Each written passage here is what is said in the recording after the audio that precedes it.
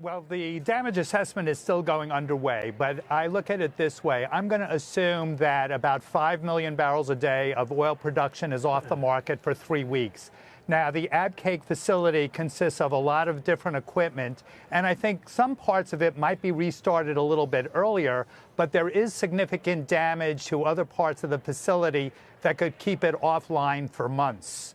Mike, how long do you see this lasting, and how much of a price impact? I mean, we've seen today's gain was one of the biggest in history in oil, basically, in terms of a shock to prices. How long do you see that price level enduring at these heights?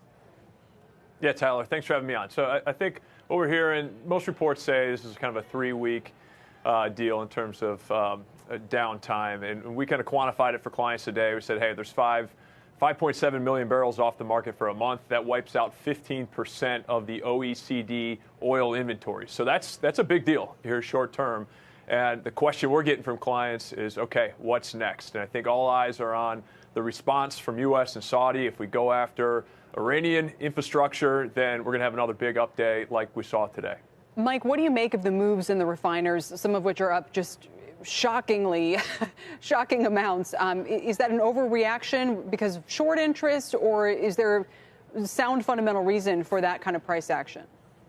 Yeah, hey, Kelly, we've got some wild moves today, refiners and on the E&P front, too. I mean, some names that are thought of as kind of on the cusp of being over-levered, maybe heavily shorted, like a Whiting Petroleum's up 50% today. It's just right. a crazy move. And so on the refiners, certainly it gets a little bit more complicated. Saudi provides, a heavy barrel. And if those are now going to be hard to find, the crack spread for these refiners is going to go up substantially.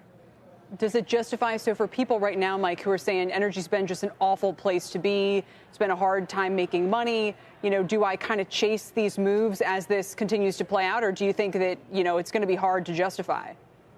Yeah, well, I could see it going both ways. And we are seeing a lot of accounts on our desks today that have been they've been underweight energy, and they're saying, hey, this could be the start of something here. There's got to be a risk premium associated with oil now. I need some exposure. So I agree with that. If you're not involved, I think you have to be. And a lot of these names now are trading dirt cheap. So we're at 4 times EV to EBITDA on a number of high-quality names that this could be a good time to pick up some names. Andy, who replaces this supply in the short term, much of it going to Asia? How will Asia replace what they lose in imports from Saudi Arabia? Well, first, they're going to rely on some inventory, and the Saudis say they have about 200 million barrels of inventory that they could load.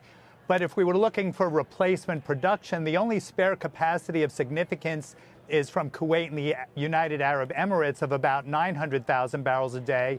And I would expect that Russia could also increase their production because they've been part of this OPEC Plus group that has reined in some production.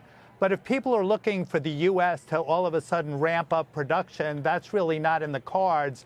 The drillers are going to continue drilling and producing in the Permian, but they just can't switch it on in the volume that we want. So what I do expect is that if prices continue to rise, you'll see a coordinated effort between the U.S. strategic petroleum reserves and those reserves in the EU and Asia to make up the shortfall. So let me ask the obvious question. I wouldn't be doing my job if I didn't. How much is gasoline at the pump, Andy, likely to go up in price? How quickly and for how long? Well, I'm expecting gasoline prices to go up 20 cents a gallon at the pump. It's actually starting today because we've seen the wholesale price in the pipelines go up that much. The racks, which is the point at which gasoline is loaded into truck to take it to your service station, they're up 15 to 20 cents a gallon. So there is going to be some sticker shock from the consumer really starting tomorrow. But over the next week to 10 days, you're going to see that national average go above $2.70 a gallon.